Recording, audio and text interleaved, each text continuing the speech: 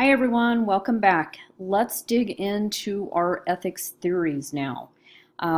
There are many ethics theories out there. We are only going to focus on the five within, as outlined in Global Health. And for every theory, there's going to be pros and cons. There's going to be arguments both for and against. And it can cause a lot of confusion, contradiction, um, and just overall muddying the waters a bit. You may find that with any given scenario or any given issue that there may be multiple theories at play and that you may have a direct contradiction or complication within a specific scenario because you can see both sides of any ethical theory. This is completely normal. Unfortunately, ethics is not always black and white. There's a lot of fuzzy gray area in there. So for the sake of this class, let's just narrow it down to these five, but know that there's going to be confusion and contradictions and gray fuzzy area involved here. We will talk about utilitarianism, egoism, Kantianism, divine command, and virtuism. Okay, sorry about that. I had to hit the pause button because my dogs were barking at air. So, first of all, going into utilitarianism, this is the easiest one for me to define and explain, and probably the easiest for me personally to understand. Very simply, it's promoting the greatest good for the greatest number while doing the least amount of harm. So a perfect example in this particular theory is sacrificing one innocent life to save the lives of many. We will see this at play in medical issues, in social issues, just about anything that you can think of that poses an ethical dilemma, you can apply utilitarianism to.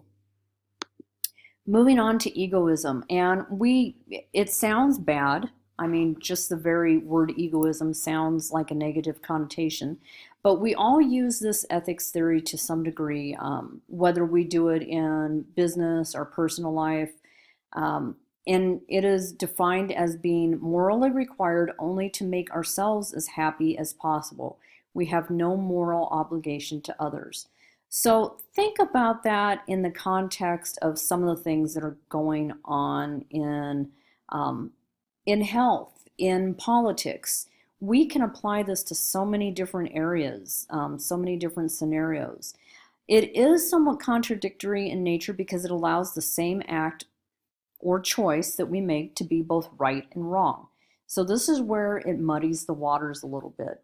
And again, we could spend an entire semester going over ethic theories. If you've been in philosophy, taken your Philosophy 101 class, you'll find a lot of this may be redundant for those of you that have not yet taken philosophy. It's going to give you at least a little bit of an insight into what that class is about.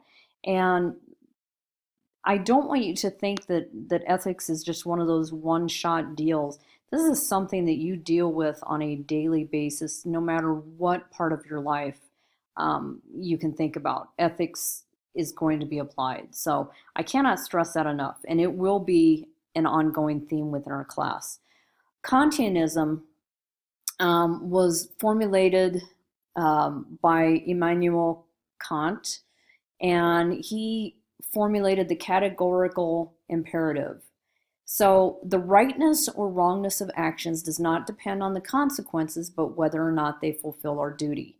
So my duty as a nurse is to provide comfort to the patient. And I'm really reaching on examples here. They may or may not be applicable.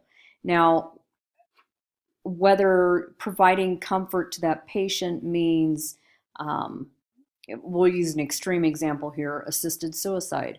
So it's not the rightness or the wrongness, it's our obligation. We are fulfilling our duty to provide comfort to that patient regardless of the rightness or wrongness of assisted suicide. Sorry for kind of the extreme example. This one is a really difficult concept for me to grasp, and I find it I apologize, but I do not explain it very well. I think just based on my own convoluted understanding of it. So I apologize for that. Again, if you've had philosophy, it's going to make a lot more sense to you than probably my very stilted attempts at explaining it. So then we have virtue ethics, and this is really broad. Virtue is a prominent theme in Aristotle's moral theory. So again, anyone who's had philosophy, anyone who has studied psychology, sociology, this is something that you've no doubt come across. So really simply put, applying the moral character as a base for one's choices and actions. Do I find this action to be virtuous? Yes or no? Again, even asking a question such as that leaves so much room for interpretation and so much gray area. So this is one that you will find very prominent in the health field, especially when it comes to your own ethical compass versus the ethical expectations or aspects of your career choice. And then finally, if I can get this to go, divine command. This is a really simple theory to define, and it really depends upon your personal viewpoint in life. Actions are either right or wrong because they accord or conflict with the commandments of God, and I will add, or one's higher power or being. The most common example that I can think of is the Bible's 10 Commandments. So we don't kill because God says it's wrong to kill. Pretty simple. Again, this one's going to really depend upon your own personal beliefs. It may apply to some, it may not apply to others. That's certainly, there's no right or wrong here. But anyway, that kind of goes over the 5 ethics theories that we will be using in this class. There's so much more to it than what I'm able to explain. I'm hoping that I get the gist of it across to you and at least provide you a very basic foundation and a very basic introduction to these theories. So with that being said, that is our audio for this week, and we will move on to assignments. Thanks, everybody. I hope you have a great week, and as always, if any questions, please utilize the Ask My Instructor link on Blackboard, or feel free to email me at tinafreeman@cwidaho.cc. Thanks, everyone. Have a great week.